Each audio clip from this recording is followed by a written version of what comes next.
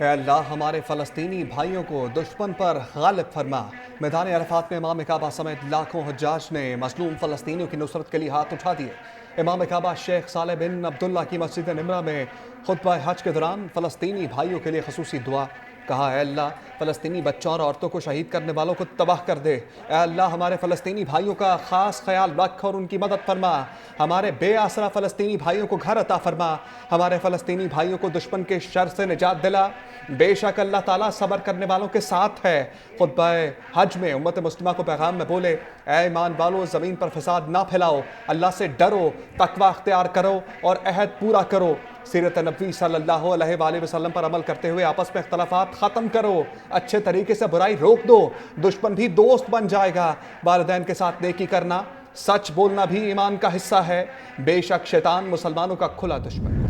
میدان عرفات میں حج کے رکن اعظم وقوف عرفہ کی ادائیگی، فضا میں لبیک اللہم لبیک کی روح پرور صدائیں۔ حجاج کرام نے میدان عرفات میں نماز ظہر اور عصر ملا کر ادا کی۔ سورج غروب ہونے سے پہلے حجاج مزدلفہ کے لیے روانہ ہو گئے۔ مزدلفہ پہنچ کر مغرب اور عشاء کی نمازوں کے ایک ساتھ ادائیگی کریں گے۔ رمی کے لیے کنکریاں بھی اکٹھی کی۔ حاجی رات بھر کھلے آسمان تلے قیام کریں گے۔ صبح نماز فجر کی ادائیگی کے بعد حاجی رمی کے لیے روانہ ہو جائیں گے۔ حجاج کرام بڑے شیطان کو 7 کنکریاں ماریں گے اور قربانی کا فریضہ بھی سر انجام دیں گے۔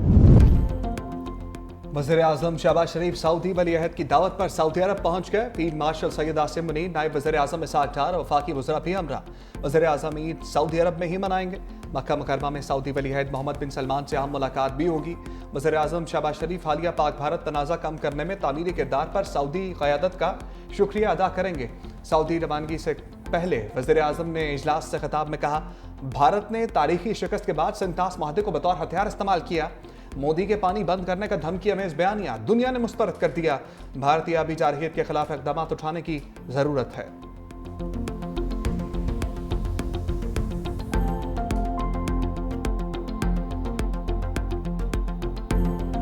ہندوستان نے پاکستان کے خلاف جو پانی بند کرنے کا جو دھمکیاں دے رہا ہے، اس کو پوری دنیا نے اس کو ریجیکٹ کیا ہے۔ پانی کا ہمارا جو حق ہے ایز اے لو رائپیرین، اس کو ہم کس طریقے سے ہم پروٹیکٹ کرتے ہیں اور سیکیور کرتے ہیں، یہ وہ چیلنج ہے میں سمجھتا ہوں کہ جس کے لیے ہمیں مل کر اپنی ارک ریزی کے ساتھ ایسے فیصلے کرنے ہوں گے کہ جس سے کہ آنے والی نسلیں آپ پر، ہم سب پر وہ فخر کر سکیں۔ معاہدہ جو ہے وہ ایز اے ہول جو ہے میں سمجھتا ہوں کہ وہ اس جنگ کے بعد جو ابھی جو ایپیسوڈ ہوا ہے اس کے بعد جو ہے نا اس کی کوئی وقت یا کوئی قدر و قیمت جو ہے نہیں۔ یہ control line cease fire line میں واپس منتقل ہو جائے گی، جو جس وقت ریزولوشن پاس ہوا تھا 1948 میں، اس کے تحت یہ سیز فائر لائن ہے۔ یہ ہندوستان کے اقدامات کی وجہ سے میں سمجھتا ہوں کہ شملہ معاہدے کی جو ایک سینکٹیٹی تھی وہ ختم ہو گئی۔ وزیر دفاع خواجہ آصف کا بھارت سے شملہ معاہدہ ختم ہونے کا دعویٰ، دفتر خارجہ کی واضح تردید۔ نون لیگ کے سینئر رہنما نے میڈیا سے گفتگو میں دعویٰ کیا کہ بھارت کے اقدامات کی وجہ سے شملہ معاہدے کی حیثیت ختم ہو گئی، کنٹرول لائن اب سیز فائر لائن ہے، ہم واپس 1948 والی پوزیشن پر آ گئے ہیں۔ کشیدگی پر ہم نے واضح کیا تھا کہ اگر ایسے ہی رہا تو معاہدوں کی قدر و قیمت نہیں رہے گی۔ دوسری جانب وزارت خارجہ کے سینئر حکام نے کہا کہ شملہ معاہدہ ابھی تک منسوخ نہیں کیا گیا، بھارت کے ساتھ کسی بھی باہمی معاہدے سے نکلنے کا کوئی باقاعدہ فیصلہ نہیں کیا گیا، تحریری صورت میں بھی ایسی کوئی بات موجود نہیں ہے۔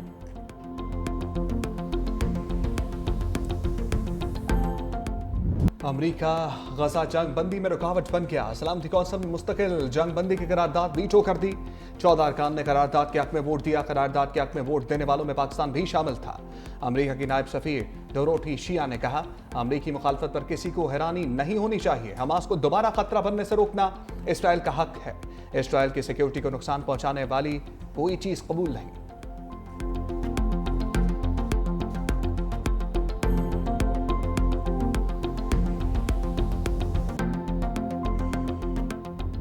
پاکستان کا غزہ جنگ بندی قرارداد ویٹو ہونے پر شدید رد عمل۔ اقوام متحدہ میں پاکستانی مندوب عاصم افتخار نے کہا، جنگ بندی قرارداد کی ناکامی تاریخ میں یاد رکھی جائے گی، قرارداد مسترد ہونے سے خطرناک پیغام جائے گا، پاکستان فلسطینی عوام کی بھرپور حمایت جاری رکھے گا۔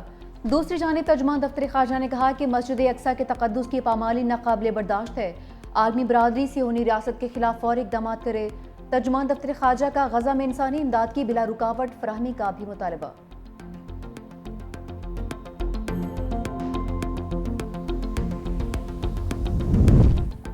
بلاول بھٹو کی قیادت میں پاکستانی سفارتی مشن نے مودی اور بھارت کا مکروہ چہرہ بے نقاب کر دیا۔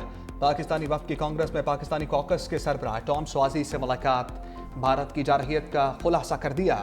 بلاول بھٹو کی سربراہی میں پاکستانی وفد نے واشنگٹن میں معروف امریکی تھنک ٹینک CSIS میں حالیہ پاک بھارت تنازع کے حوالے سے بھرپور انداز میں پاکستان کا موقف پیش کیا۔ بلاول بھٹو نے کہا، ہم تجارت کے دروازے کھولے گا، سفارتکاری سے وہ ممکن بنائیں گے جو جنگ کبھی نہیں کر سکتی۔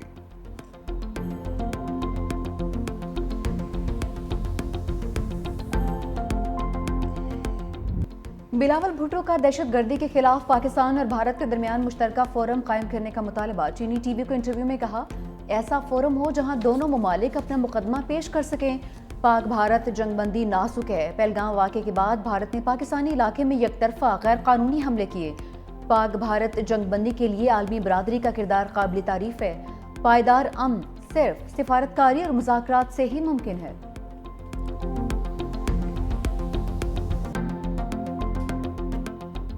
واشنگٹن ڈی سی میں بھارت کے پارلیمانی وفود کو شرمندگی کا سامنا۔ ششی تھروور کی قیادت میں بھارتی وفد مظاہرین کا سامنا نہ کر سکا۔ نیشنل پریس کلب کی عمارت سے نکلتے ہوئے بھارتی وفد کو سکھ مظاہرین نے گھیر لیا۔ مظاہرین سے بچنے کے لیے بھارتی وفود کو کوڑے کے کنٹینر کے پیچھے چھپنا پڑا۔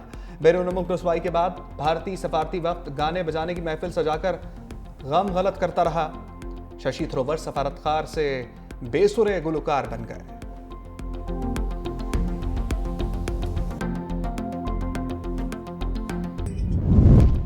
روایتی جنگ میں بھارت کو پڑنے والی مار دنیا نے دیکھی۔ جنگ میں بھارتی رافیل ایسے گر رہے تھے جیسے چڑیا گرتی ہے۔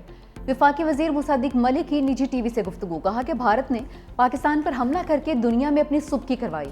پہلگام واقعے کے بعد ہم نے غیر جانبدارانہ تحقیقات کا کہا، جس پر بھارت نے کہا کہ جنگ کریں گے۔ اس نے ڈھونگ رچا رکھا تھا کہ روایتی جنگ میں ہمارا کوئی ثانی نہیں، وہ ہم سے 7 گنا زیادہ اسلحہ دنیا سے خریدتا ہے، لیکن جنگ میں بھارت کو ہمارے پائلٹس اور ہماری ٹیکنالوجی نے مارا۔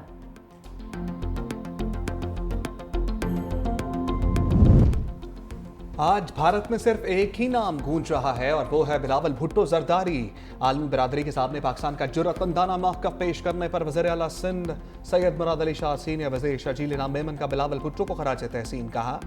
چیئرمین بلاول بھٹو نے مسئلہ کشمیر سے لے کر مسئلہ فلسطین تک پاکستان کا موقف دو ٹوک انداز میں پیش کیا۔ بلاول بھٹو کی قیادت، ویژن، فہم و فراست دراصل بھٹوازم کا تسلسل ہے۔ بلاول بھٹو نے اقوام عالم کو باور کرایا کہ پاکستان امن چاہتا ہے لیکن اپنی خود مختاری اور سلامتی پر سمجھوتا نہیں کرے گا۔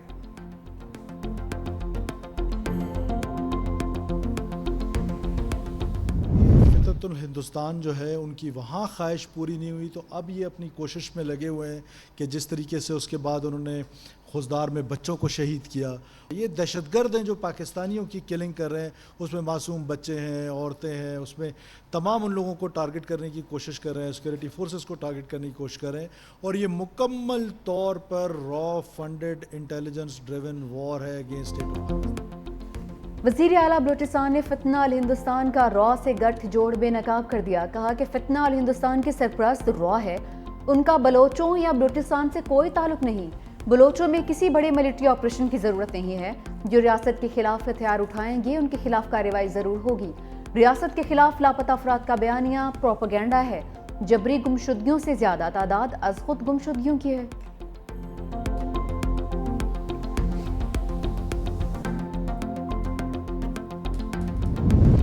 بانی اور بشرا بی بی کی عید پھر جیل میں گزرے گی۔ اڈیالہ جیل میں 190 ملین پاؤنڈ کیس میں سزا معطلی کی اپیلیں، نیب نے عدالت سے وقت مانگ لیا۔ نیب پروسیکیوٹر نے کہا کل نوٹس ملا، 4 ہفتوں کا وقت دے دیں۔ ابھی فیڈرل حکومت نے کوئی پروسیکیوٹر جنرل تعینات نہیں کیا۔ بیرسٹر سلمان صفدر کی نیب استدعا کی مخالفت، عدالت نے نیب کو 7 دن کا وقت دے دیا۔ سماعت 11 جون تک ملتوی۔ اسلام آباد ہائی کورٹ کے باہر پی ٹی آئی کا احتجاج، نعرے بازی۔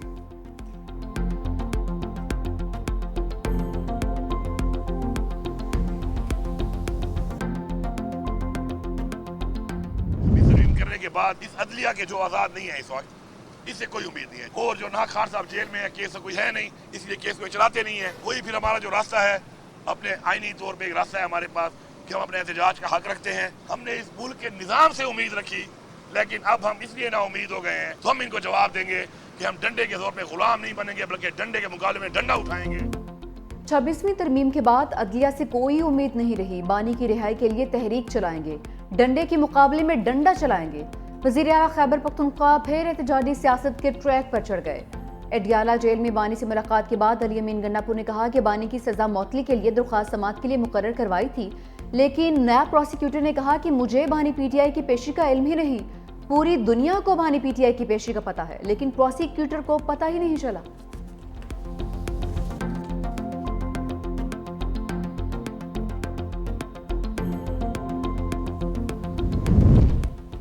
بانی پی ٹی آئی کا اسپیکر قومی اسمبلی پر عدم اعتماد. تحریک انصاف کا اسپیکر قومی اسمبلی آزادی کے بائیکاٹ کا فیصلہ. اسپیکر کی جانب سے مدعو تقریبات میں بھی پی ٹی آئی کا کوئی رکن شرکت نہیں کرے گا.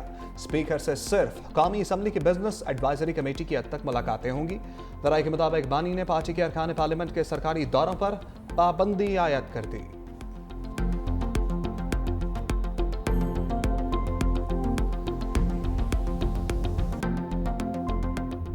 عید قربان سر پر آ گئی. ملک بھر کی مویشی منڈیوں میں رش، کہیں بپلو، کہیں شیرو تو کہیں لال بادشاہ کے چرچے.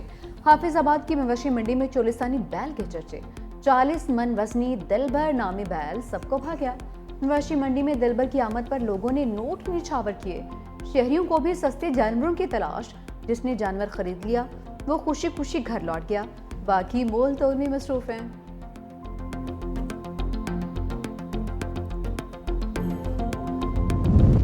پنجاب حکومت کا عید الاضحیٰ پر صفائی کا پلان تیار. وزیر اطلاعات پنجاب اسما بخاری کی صوبائی وزراء کے ہمراہ نیوز کانفرنس کا. ہر شہر اور گاؤں میں صفائی کے انتظامات مکمل کر لیے.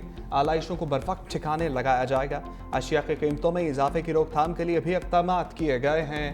وزیر بلدیہ ذیشان رفیق نے کہا پنجاب میں 1,20,00,000 بیگز فراہم کیے جائیں گے. شہری 1139 پر کال کر کے بھی بیگ منگوا سکتے ہیں.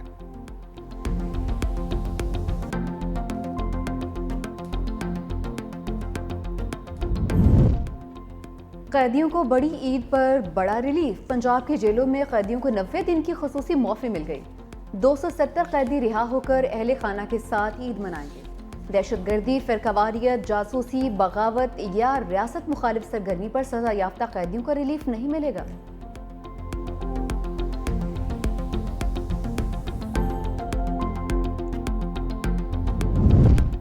پراپرٹی کے کاروبار سے منسلک افراد کے لیے اچھی خبر. ریل اسٹیٹ پر فیڈرل ایکسائز ڈیوٹی ختم کرنے کی تجویز تیار. سمندر پار پاکستانیوں کے لیے تعمیرات کے شعبے میں سرمایہ کاری کے لیے سہولیات دینے کا فیصلہ. سمندر پار پاکستانیوں کے لیے فیڈرل ایکسائز ڈیوٹی ختم کی جائے گی. پراپرٹی خریداری پر ٹیکس چھوٹ کے لیے این او سی کی پابندی بھی ختم ہوگی.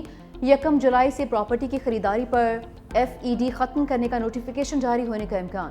ریل اسٹیٹ سے وابستہ بلڈرز اور ڈیولپرز کو رجسٹر کیا جائے گا.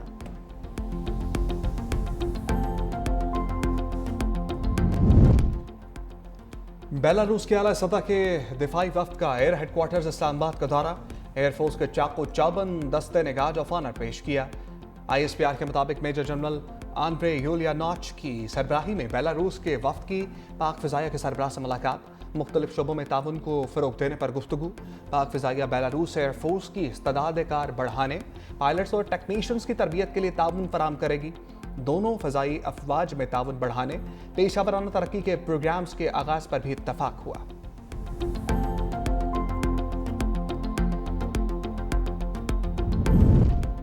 پاکستان کے بھارتی رافیل گرانے پر چینی طیاروں کی مانگ میں اضافہ. انڈونیشیا کا چین سے J-10 طیارے خریدنے پر غور. انڈونیشیا کی نائب وزیر دفاع ڈونی ایرومون کا کہنا ہے کہ چین سے طیاروں کی خریداری کا جائزہ لے رہے ہیں. پاکستان کی جانب سے بھارتی طیارے مار گرانے کو مد نظر رکھیں گے. چین نے بحری جہاز، ہتھیار اور دیگر جنگی آلات دینے کی پیشکش بھی کر دی.